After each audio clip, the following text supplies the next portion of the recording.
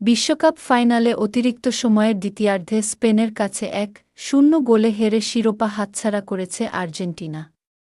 Match শেষের বাঁশি বাজার পরই দুই দলের খেলোয়াড়দের মধ্যে উত্তেজনা ছড়িয়ে পড়ে, যা একপর্যায়ে হাতাহাতিতে গড়ায়। জয়ের উচ্ছ্বাসে সতীর্থদের সঙ্গে উদযাপন করছিলেন স্পেনের ডিফেন্ডার এরিক গার্সিয়া।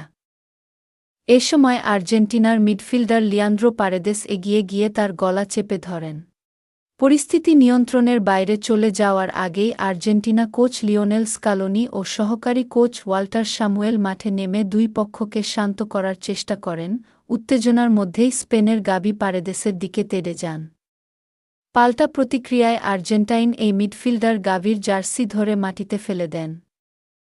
ধস্তাধস্তির সময় থিয়াগো আলমাদাও জড়িয়ে পড়েন, তবে কয়েক মুহূর্তের মধ্যেই পরিস্থিতি স্বাভাবিক হয়ে আসে এবং স্পেন নিজেদের শিরোপা উদযাপন অব্যাহত রাখে। যদিও ম্যাচ পরবর্তী প্রতিবেদনে পারেদেসের আগ্রাসী আচরণের কথা উল্লেখ করেন রেফারি স্লাভকো ভিনচিচ।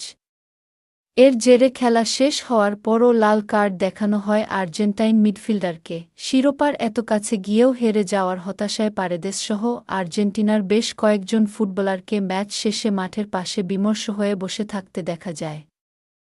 এর আগে ম্যাচের দ্বিতীয়ার্ধের যোগ করার সময়ে স্পেনের পাও কুবার্সিকে ফাউল করে দ্বিতীয় হলুদ কার্ড দেখেন এনজো ফার্নান্দেজ। ফলে বাকি সময় ১০ জন নিয়ে খেলতে হয়েছিল আর্জেন্টিনাকে।